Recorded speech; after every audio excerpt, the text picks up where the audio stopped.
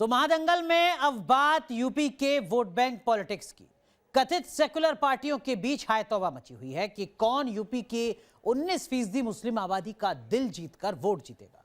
एक बड़ा vote bank जो एक सधी हुई वोटिंग हमेशा से करता रहा है। पिछले विधानसभा चुनावों में ज्यादातर सीटों में अपने कैंडिडेट्स की जमानत जब्त करा चुके हैदराबादी भाईजान अजहरुद्दीन ओवैसी अपनी भड़काऊ भाषा के साथ मैदान में हैं, तो वहीं मुसलमानों के अपने कोर वोट बैंक को इंटैक्ट रखने के लिए समाजवादियों की भी सांसें फूल रही हैं। तो वहीं कांग्रेस सलमान खुर्शीद के एंटी हिंदुत्व बयान के जरिए भी कांटा तो फेंक ही रही है। तो क्या 2022 की बिसात पर ध्रुवीकरण का कार्ड अब सत्ता सिद्धि का ट्रम्प कार्ड बनेगा?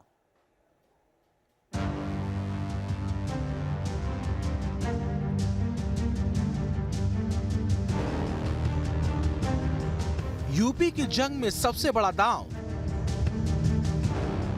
कहीं जिन्ना प्रेम, कहीं जहरीली जुबान। अगर आया हूं तो इन जालिमों के जुल्म को देखकर आया, वरना मैं नहीं आता। राष्ट्रपिता महात्मा गांधी, जवाहरलाल नेहरू, जिन्ना एक ही संस्था में पढ़ करके बैरिस्टर बन करके। महादंगल में जिन्नावाद बनाम राष्ट्रवाद। भारत की आस्था को आहत करने वाले आतंकवाद समर्थक जिन्नावादी भी दूसरी तरफ खड़े होते हुए दिखाई देंगे। यूपी की बिसात में सबसे बड़ा दांव क्या है, ये बताने की जरूरत नहीं।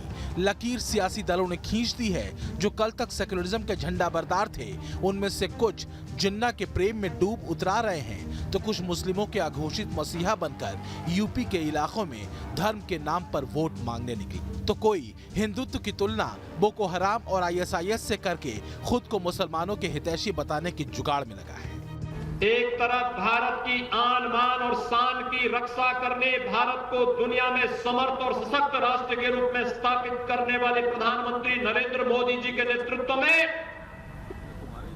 माननीय श्री जगत प्रकाश नड्डा जी के संगठनात्मक नेतृत्व में भारतीय जनता पार्टी, और दूसरी तरफ भारत को अपमानित करने वाले, भारत के आन बान शान के साथ गुस्ताखी करने वाले, देश की और प्रदेश की जनता जनार्दन, गरीब गांव, गरीब किसान, नौजवान और महिलाओं के हकों पर डकैती डालने वाले, भारत की आस्था को आहत करने वाले आतंकवाद समर्थक जिन्नावादी भी दूसरी तरफ खड़े होते हुए दिखाई देंगे।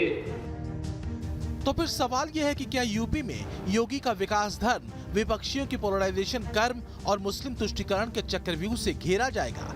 लगता तो ऐसा ही है, क्योंकि हाल के दिनों में चाहे समाजवादी हो या कांग्रेसी या फिर हैदराबादी ओवैसी, तीनों ने यूपी की सियासत में हिंदू मुस्लिम वाली लकीर खींचनी शुरू कर दी है। अखिलेश जिन्ना की तुलना गांधी से कर चुके हैं, तो असदुद्दीन ओवैसी धर्म कार्ड से मुस्लिमों की लामबंदी में जुटे हैं। आखिर क्या बात है कि अगर मरने वाले का नाम मुसलमान है तो कोई सियासी जमात बशमूल बीजेपी और दीगर सियासी जमातें उस पर रिएक्ट नहीं करती? आखिर ये कौन सी सियासत है कि इंसान तो इंसान है, मरने वाला जान चले जाती है, मगर मौत भी जब होती है तो देखा जाता है कि उसका ताल्लुक किस समाज से है, किस मजहब से है, और उसी के मुताबिक वो तमाम पार्टियां अपना अपनी बात करती हैं। लेकिन एक अनार है और तीन बीमार। योगी के विकास धर्म की काट विपक्षियों को मुस्लिमों के 19% के एक मुश्त वोट बैंक में दिखाई दे रही है। हर चंद कोशिश इस बात की है कि किसी भी तरह मुस्लिमों के वोट को कथित सेकुलर पार्टियों के हिस्से में गिराया जाए। विपक्ष इसी दावेदारी में आपस में गुत्थम गुत्था है। योगी के सबका साथ सबका विकास वाले दांव को समाजवादी जहां OBC लामबंदी के जरिए ध्वस्त करना चाहते हैं, तो वहीं ओवैसी जैसे नेता समाजवादियों के मुस्लिम वोट बैंक में बड़ा डेंट कर सकते हैं, क्योंकि इससे पहले यूपी में समाजवादी पार्टी इसी वोट बैंक के जरिए सत्ता तक पहुंचती रही। और यही वजह है कि कोई जिन्ना का जिन बाहर निकालता है तो कोई CAA के नाम पर देश की सरकार को धमकाता है। जिन्ना एक ही संस्था में पढ़ करके बैरिस्टर बन करके आए थे, एक ही जगह पर पढ़ाई लिखाई की उन्होंने, वो बैरिस्टर बने, उन्होंने आजादी दिलाई। उन्हें किसी भी तरीके से अगर किसी का भी संघर्ष करना पड़ा, जिस तरह आपने किसानों के लिए ये 3 कानूनों को, कृषि कानूनों को वापस लिया। हम आपसे इस बात का डिमांड करते हैं कि CAA कानून को भी वापस लिया जाए। अगर NPR और NRC का कानून बनाएंगे तो हम दोबारा रोड पे निकलेंगे, यहीं पर भी शाहीन बाग बनेगा इंशाअल्लाह ताला। हम खुद आएंगे यहाँ पर।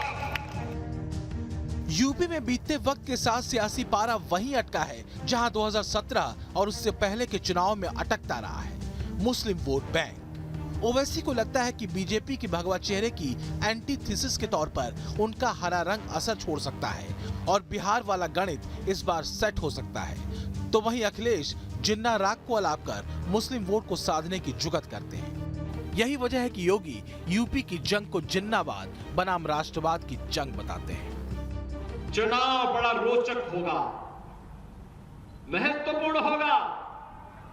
इसलिए महत्वपूर्ण होगा क्योंकि दुनिया देखना चाहेगी कि भारतीय जनता पार्टी ने 2014 में, 2017 में, 2019 में जो कहा सो करके दिखाया। तो फिर सवाल यह है कि अगर ध्रुवीकरण की विपक्षी सियासत ही ध्रुव सत्य है तो फिर सेकुलरिज्म का नकाब क्यों? किसी को मुस्लिम वोट के लिए जिन्ना के नाम का जब पसंद है तो कोई हिंदुत्व की तुलना बर्बर कट्टरपंथी गुटों से करके छाती चौड़ी कर खुद को सबसे बड़ा सेकुलर बताता है, तो कोई खुल्लम खुल्ला मंचों से धर्म के नाम पर वोट मांगता है। तो क्या ध्रुवीकरण की सियासत यूपी के महादंगल में वोटर्स पर असर डालेगी? Team news nation.